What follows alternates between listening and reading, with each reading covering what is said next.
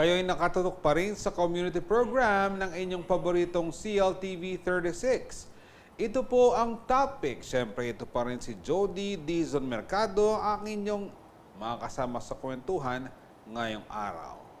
Para po sa karagdagang mga balita at updates, nagaling po sa inyong istasyong CLTV 36, siyempre tumutok lamang po at mag-subscribe sa aming mga social media platforms. Ang aming pong mga FB pages ay una, ang CLTV 36 Official, at meron pa ho kami sa pang Facebook page. Ito po ay CLTV 36 News. Ang aming pong IG account para makita po ninyo ang aming mga Instagrammable post ay CLTV 36 Official. Ang aming Twitter handle ay CLTV 36 para po mabasa nyo ang aming mga tweet sa Twitter. At para sa mga nais mapanood ng mga nagdang episodes at programa ng CLTV at aming mga latest uploads, mag-subscribe ho kayo sa aming YouTube channel na CLTV 36 Official. Para sa karagdagang impormasyon hinggil sa CLTV at sa aming live streaming, i-type lamang po sa inyong web browsers ang www.cltv36.tv. Samantalang aming pong TikTok account naman ay at CLTV36. Basahin na po natin ang inyong mga ipinadalang komento sa ating topic question of the day. Anong klaseng pasahero ang nakakasabay mo sa jeep? Ang sabi po ni Joseph Mercado, itang mikikilala kayo, pero kayong ipamansin kasi pareho kayong saktong pamasahe, wapen, komi pa na to. Nuko, sakto ko mong mira, sana po nakuwakit kumpare ko, bakantang pamayad king jeep, makarine. Ang comment naman po ni Sofia May Pineda, itang potang sa akin, nako, maliliw ko. Kasi ako buri bawing asok na lulwal, hehe. Tapos, mapali pa. Ma'am Sofia, itang emo buri nga mabawi itang asok ken tambotso sa akin ngarap. Oneng yung problema, siyempre, dito namang aliwang jeep mumuna ka. Sasangap mo pa mo rin itang asok na iba't karelang tambotso hanggang elaman jeep. Siguro dapat may ka-electric vehicles na kini pa ang tangala ng asok-asok ne. Sabi na naman pong James Everco, yung babae na ihahampas ang buhok sa buha mo, kahit pa amoy palmolive pick yan, inihahampas pa din niya. Buisit, sumusunod, sa gala mo sumusunod. Ay, nuko ne. Ding mga kababwak ken, sure kung sasakay kayong jeep, tatalnan nyo rin yung bukyo, kalupa na pong Graciel Barrera ne. Nuko mga kalunus na rin kasiping nyo, yung bakyo na murgul, ang ilang ikit da. Dennis Garduse, yung malapit sa driver upo tapos patay mali siya kapag may nagpaabot sarap sa bunutan. Sir Dennis, ito pang mahirap dyan. What if dalawa lang kayong nakasakay? Ikaw nasa likuran ka ng driver. Tapos yung sumunod na sumakay, nasa puwitan ng jeep. Tapos magbabayad siya. Sir Dennis, anong gagawin mo? Papalapitin mo ba yung nagbabayad o iaabot mo? Nako, minsan ganyan din yung ano ko nung pag ako nagko-commute. Pag talagang nakakahiyang ipaabot talaga, ikaw na lang lumapit doon sa driver, ha? Si Oliver Pagkunay, isa sa ating top fans, kayong terminal ng jeep po, tang maningil yung driver, ay kinangan na akong, "Senior po, lupa kong matwa. Pero ko pa senior, kayo talagang, ikaw yung caller, ne? At makanyang kayo, at kaya kayo, nangawas kanta, ating kayong discrimination, uling lupa yamong matwa, senior niya, o lupa yung anak, hanggang 6 years old, ne? Estudyante po, ayoy, kayo talaga, ne? Siguro naranasan na ng ating kasamahan dito sa trabaho ang pagbabayad niya. Bayad po, tapos tinanong sa kanya, "Estudyante, ha, Kara, baka naitanong na sa'yo ng naniningil na yan, ha? Hindi ka na estudyante, Kara, mukha ka lang estudyante." Tuloy-tuloy niyo lamang mong isend ang inyong mga komento sa ating topic, question of the day. Babasahin po natin yan sa ating programa maya-maya po lamang. At sa ating pong kwentuhan, isang Systems Plus College Foundation alumnus ang nakasungkit ng ikapitong pwesto sa katatapos lamang ng April 2023 Real Estate Brokers Licensure Examination matapos makakuha ng gradong 84.50. Isa rin siya sa 581 out of 1,328 o 43.75% na pumasa sa nasabing board exam. Ngayong araw, kilalanin at makipagkwentuhan tayo kasama si Christopher Calamyong mula sa Tarlac City, ang top 7 sa April 2023 Real Estate Brokers Licensure Examination. Kumusta po kayo, sir? Welcome po sa topic. Good afternoon po. Okay lang naman po. Okay, Sir Christopher. Again, I would like to congratulate you, Top 7, ibang kapangyarihan ni Sir Christopher na top notcher sa karatapos na licensure exam. Sir Chris, gusto ko lamang malaman ngayon, siyempre, bago mo naabot yan Kamusta ba ang buhay estudyante sa SPCF? Okay naman po, sir. Meron po kasi yung program na binigay para sa mga second courser po na online na po kami. Kaya smooth naman po yung transition namin sa online po. Na fast course lang din po, 2 years po binigay sa amin. Pero Sir Chris, kung ikaw ang pagpipiliin, kasi alam mo sa mga nai-interview nating top notchers din dito, sa iba't ibang mga kurso, talaga daw mahirap yung online. Pero ikaw, papaano ka nag-adjust dito? Dahil siyempre nabanggit mo kanina, nag-shift din kayo sa online classes noon. Paano ka nag-adjust? And ano ba ito? Naging advantage din sa iyo itong pagiging online ng klase mo? Yes po, para sa akin po ngayon, nung nag-take po ako ng second course ko, yes po, advantage po siya kasi at that time po, nag-work na rin po kasi ako nun. Kaya okay naman po siya. Saka ako po kasi mas hilig ko po talaga yung nagre-review ng mag-isa. Parang nakalapag lang po yung materials, tapos babasahin ko na po in advance. Ganun po yung style ko po kasi na pag-review. Okay. Sir Chris, pero Gusto kong malaman, first choice mo ba? First choice mo ba itong BS Real Estate Management bilang kurso mo o meron kang ibang option na kurso nung nag-aaral ka? Ay, hindi po. Graduate na po kasi ako ng BS in Human Resource Management sa SLU. Bali, tinake ko po to as second course ko po. Ah, okay. And, kumusta yung naging pag-aaral sa SLU, ha? Mukhang medyo magkalayo itong kurso ko to, pero kumusta yung kurso mo as sa Human Resources Management sa SLU? Kumusta yun? Okay naman po, sir. Okay po. Kasi mas na ano po kasi inline po kasi sa family business namin, yung real estate management. Kaya dito na lang po tinuloy yung career ko. May ano ba? Meron bang parang nag-suggest sa'yo, kumuha ka na lang ng HRM dahil pagkatapos mag-HRM, marami kang pwedeng gawin. Pwede kang magtayo ng restaurant, karinderya. Pwede kang maging ganito and other kinds of work dahil parang pang general na course daw yung HRM. Meron bang nag-ano sa'yo nito? Nag-recommenda? Ay, yung hindi po HRM po, Human Resource Management po. Ay, Opo. sorry.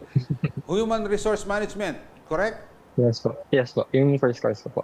Ayun. So bakit may nag-ano ba sa'yo dito? Meron bang nag-endorse sa'yo sa kursong ito? Magkamali pala ako ng basa. Hi. Well, wala naman po kasi yung gusto ko din po kasi dati yung syempre fresh from pa po ako ng high school, kaka-graduate. Gusto ko po kasi psych na may halong business ka. Yun yung parang naisip ko po na may halong psychology, may halong business din po. Kaya dun po ako nag-inline sa Human Resource Management. So pero you opted na kumuha pa ng isa pang second course, no? Buti Yes po. kumuha ka pa ng kurso with regards to real estate management. Paano po kasi almost 18 years na po sa industry si mama ko din po sa real estate. Kaya gusto ko na rin po may patuloy yung kanyang trabaho at maipa-retire ko na po siya na maaga at ako na po yung susunod sa kanya. Yun lang po. Ano ba yung nakita mo sa mama mo na parang naghikayat sa iyo na pumasok sa kursong ito, Sir Chris? Ano po kasi nakita ko din po kasi na sobrang lucrative po yung industry po namin. Madami po pwede po maging property manager, pwede po kayo mag-buy and sell, pwede rin po mag-develop. Kaya madami pong opportunity na pwede. Lalo na po yung demand po ngayon pagdating po sa investment real estate din po talaga. Sir Chris, pero dahil ang real estate kasi sabi mo nga kanina medyo uso ngayon 'yan, trending ngayon 'yan. Ano bang Yes, meron sa real estate na parang nakakahikayat, parang nainganyo kang pumasok dito? Kasi usually kapag real estate, may kinalaman ito sa pagbebenta ng mga properties. Tama ba ako, Sir Chris? Yes po, yes po. Ano ba yung nakita mo ron? Marami bang dito? Marami bang pagkakakitaan dito, Sir Chris? Madami rin naman po. Kasi yung gusto ko rin po, isa rin po sa mga goal ko po, para matulungan din po yung mga gusto mag-invest. Kasi madami na rin po kasi ngayon mga kolorum na hindi nakalisensya. Na marami din po mga sindikato, ganun po. Isa po yung sa mga goals po namin as a practitioner po sa industry namin. Patulungan po yung mga gusto mag-invest pumasok sa real estate. Yan ang gusto kong malaman ngayon. Pagkatapos mo ng makagraduate bilang real estate management, ikaw ba ngayon ay real estate manager? Broker po. Ano ba yun? Broker. Kasi minsan kasi kapag hindi naiintindihan, ano ba yung broker na yan? Naninira ba yung broker? Ano ba yung real estate broker, Sir Chris? Po, mediator po between two parties, ganun po. Para kami po yung nag-aasikaso. Kung gusto may papabenta po kayong property, if you're looking for property din po, pwede po kami maging parang middleman ninyo. After din po na itong actually magte-take po ng isa po pong exam for appraisers naman this coming September po. Kaya nag-start na rin po ako mag-review ulit. In advance mo naman yan, mamaya ako pa itatanong yung susunod mong mga plano. Pero, Sir Chris, magko-commercial muna tayo pero sa ating pagbabalik, gusto kong malaman, ano ba yung pinagkaiba kapag ikaw ay isang opisyal na real estate broker kumpara dun sa mga mga masasabi nating nagkukunwaring real estate broker. And siyempre, yung karanasan mo sa iyong licensure board exam, i-share mo mamaya sa ating mga viewers. Yan po ang aming pag-uusapan ng ating bisita sa pagbabalik po ng inyong programang topic.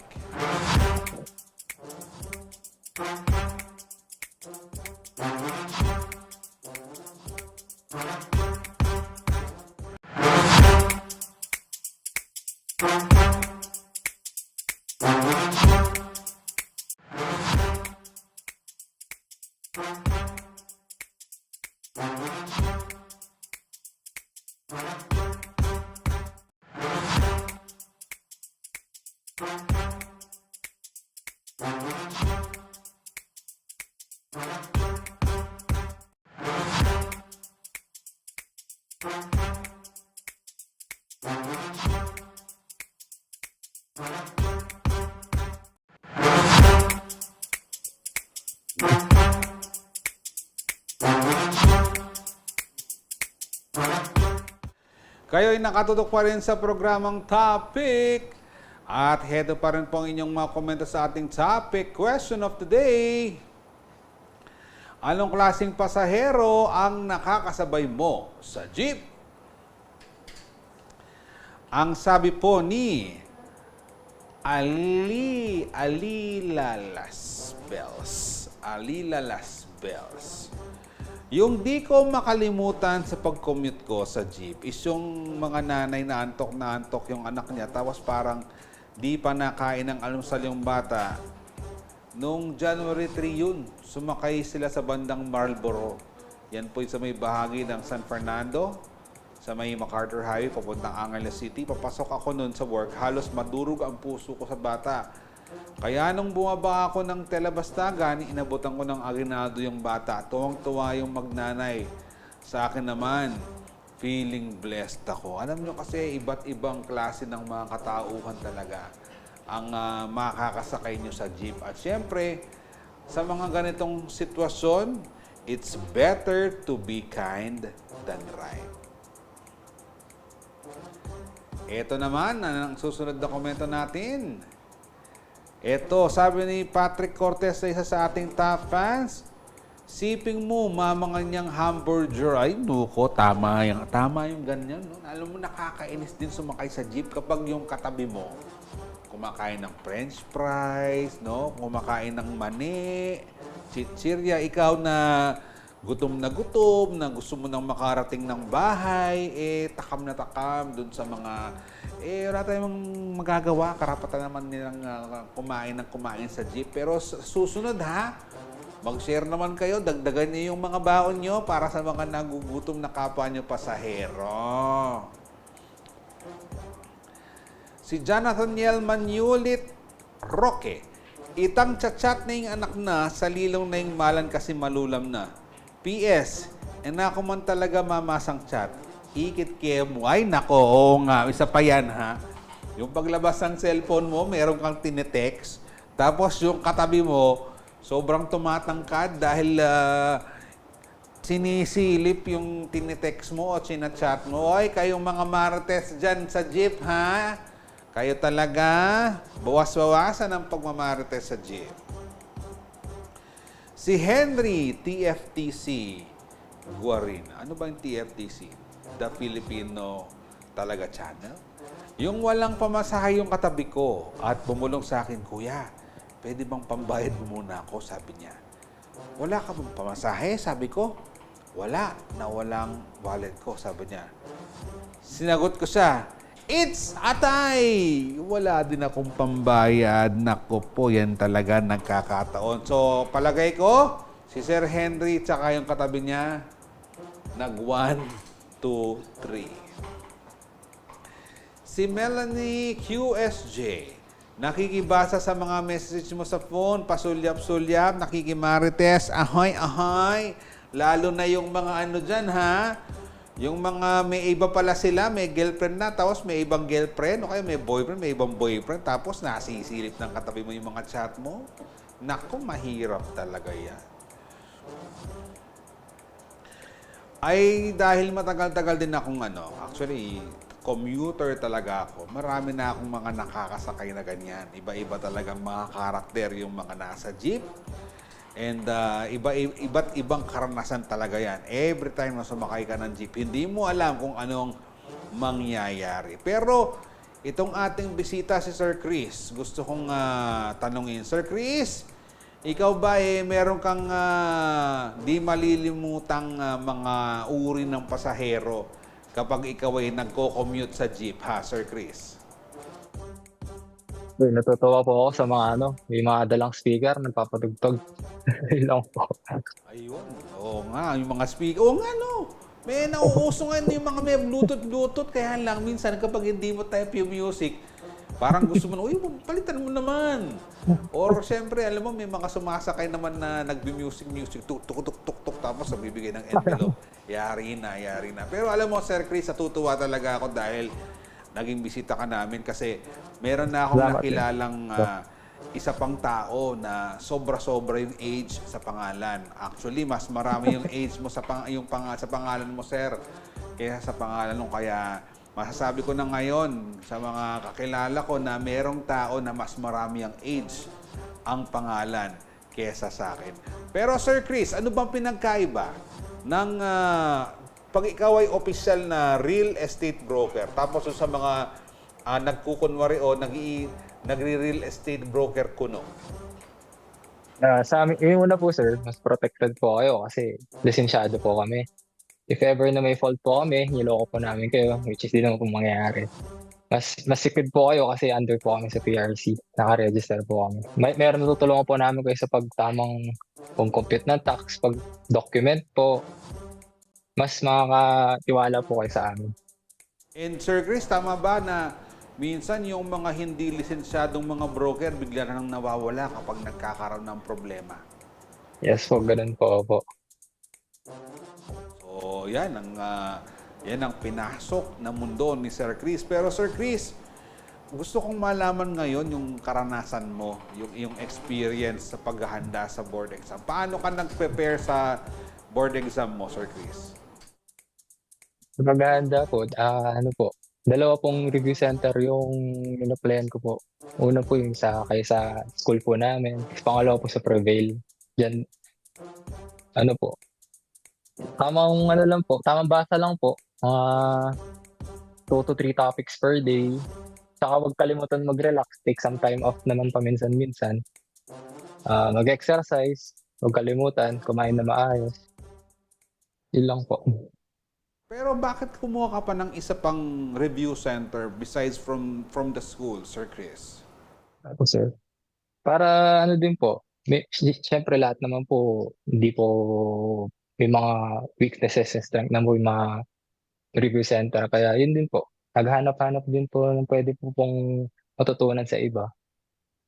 And nakatulong ba sa'yo, Sir Chris, yung nabanggit mo kanina na huwag masyadong sagarin yung pagre-review? Kasi minsan yung iba talagang todo, no? Hanggang kaduluduluhan ng relos.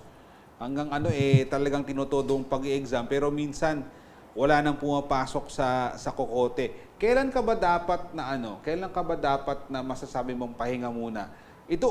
Una, nakatulong ba ito sa'yo? And pangalawa, kailan mo dapat masasabi na stop muna ako at pahinga muna? Yes po, nakatulong po. Ganun po talaga kapag once na alam ko na po na reach ko na po yung limit ko na parang wala na po pumapasok sa utak ko. Pahinga na muna po kahit higa lang, 30 minutes, load na YouTube, laro. After nun po, review ulit. Gabi po kasi ako nag-review eh. So, gusto ko po kasi talagang tahimik, madilim, ganun po. Wala po maingay.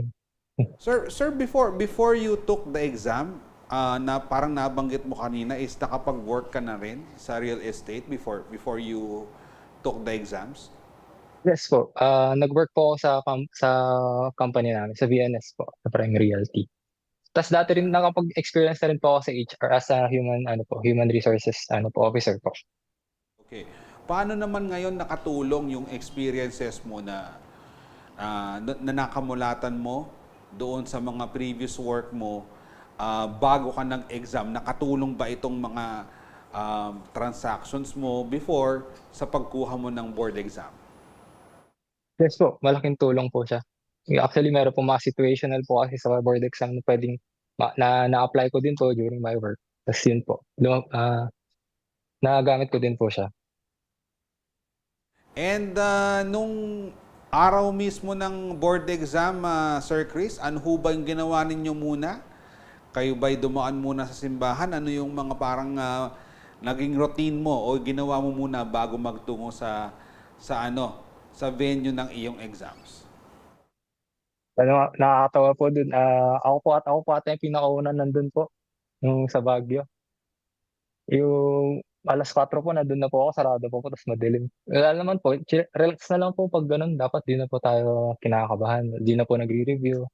Kumain na lang po ako sa Jollibee, tsaka nag-take out. Ganun lang po. Yun. Paano yung exam? Pwede mong i-share sa amin, may mga essay ba yan? O multiple choice? O meron kang mga kino-compute? Lot area with 45 square meters, ganon-ganon, is ganito-ganito. No, ano naman po, multiple choice naman po lahat. Kasi yun po, sobrang dami po mga situational na parang talagang magko-compute po, gagamit ng kung ga-apply po kayo ng experience na rin po, kung paano nyo po nagawa to dati. Ganoon lang naman po. Pero mahirap po talaga, lalo na po sa part 3 po. Ayun. So, yun. Yun nga rin sa tatanungin ko eh. Parang, kamusta mismo yung exam? Galing na mismo kay Sir Chris. Mahirap pala yung No. pinagdaanan niyang exams. And while doing the exams, nabanggit mo mahirap, kabado ba all throughout the exams? Hmm, ako po kasi hindi po ako yung relax lang po ako eh. Parang alam ko po sa sarili ko na nag-review naman po ako. Yun nga, pagdating po sa part 3 po, as in wala po talaga halos yung mga review. Ganoon naman po, okay lang naman po. Keep your calm lang po. Parang ina-analyze ko kung maayos yung mga questions. 3 times ko po binalikan halos lahat. Then, okay naman po siya. Yun, chill-chill. Si Sir Chris, gusto ko yung mga ganyan pa exam, mga chill-chill lang, no? Pero Sir Chris, ito, usually nagiging problema ito. Kapag meron kang hindi alam sagutin, ano ba usually ginagawa mo? Sinasagot mo na right there and there? Or lalampasan mo tapos babalikan mo? Ano po sir, lalampasan ko rin po. Babalikan para iwas stress po. Tsaka na po yun. Para mamaya na lang po yan.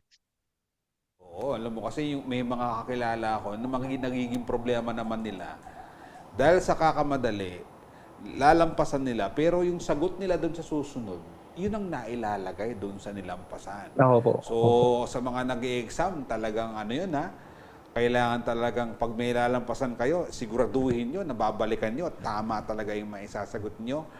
And Sir Chris, ito, naitatanong ko ito sa mga nagiging bisita nating top notchers. Recently, ito, alam ko top 25 sa sa law, no, sa bar. Ikaw ba, Sir Chris, meron ka ding sinundang mga pamahiin, mga paniniwala doon sa mga kumukuha ng mga licensure board exams, Sir Chris? Na, nakakatawa po ito yung share ko. Sinabi ko kasi pamayin si mama ko noon na magsuot daw po ako ng ng kulay red na brief. Hindi po ako naniniwala. Hindi po kasi naniniwala sa pamahiin eh. As in talagang naniniwala po ako sa hard work lang talaga. Tapos Tapos nadala ko po, may nakalkal po ako na red na brief. Hindi ko po alam kung sino po naglagay doon sa maleta ko po nung pumunta ko akong Baguio. Yun po yung sinuot. O, si ba? Galing mismo kay Sir Chris. Hindi naniniwala sa pamahiin, pero wala namang mawawala. Eh, di sumot din siya ng kasuotang kulay pula. Sir Chris, paano mo nalaman? In what situation mo na nalaman na pumasa ka and top notcher ka pa sa board exam? Ano sir, tulog-tulog na po ako noon eh. Buong araw po namin hinintay yung result. Nasama ko po yung girlfriend ko, pumunta po kami sa Ilocos sa kanila. Yun po, nalaman ko na lang po ng mga alas 12, alauna po ng umaga na pumasa po ako. Tapos tinignan ko po ulit. Tingnan ko, di lang po pala pumasa, top 7. Di po ako mapaniwala. Yun po, sobrang thankful ko po sa mga nag-support sa akin, sa pamilya ko po, saka po sa mga teacher ko, saka lalo na po sa girlfriend ko. Pag ano ka na ba, nakapag-celebrate ka na ba, Sir Chris, kasama with your family and syempre special people around you? Yes po, nakapag-celebrate naman na po. Sige. And Sir Chris, panghuli na lamang, ano ang iyong although nabanggit mo na ito kanina, no? Anong ang payo na maibibigay mo sa ating mga kababayan na kukuha ng board exam hindi lamang sa real estate at sa mga kurso o sa mga iba't ibang licensure board exams, anong maipapayo niyo po sa kanila?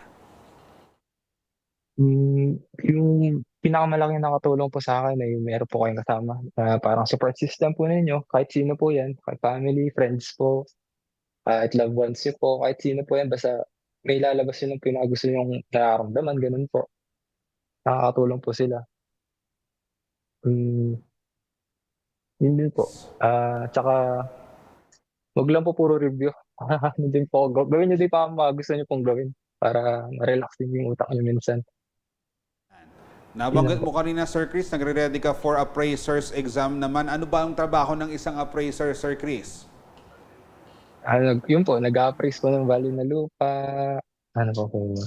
Bala ko din po kasi magtrabaho niyan po sa assessor's office. Magandang trabaho din po. Ayan, o, di ba? Meron talagang track, itong career Opo. track, itong si Sir Chris. Congratulations po muli sa inyo. And sana dito sa appraiser's examination, maging top notcher din kayo ulit. Kahit number 7 kayo sa real estate licensure examination, kahit dito top 6 na lang sa susunod. Congratulations po muli sa inyo. God bless sa inyo. Sana yung maging inspirasyon ho kayo sa ating mga kababayan. And lahat po sana ng inyong mga pangarap sa buhay ay matupad. At siyempre makapagtrabaho kayo sa assessor's office sa isang local government unit. Maraming salamat po sa panonood sa ating programang topic. Tumutok lamang sa CLTV 36 para sa latest updates. Ako po si Jody Dizon Mercado, taga rito kasama nyo sa aking anak na si Harper Arabella at wife si Patricia, kalaguranda kayo, CLTV 36, atin to.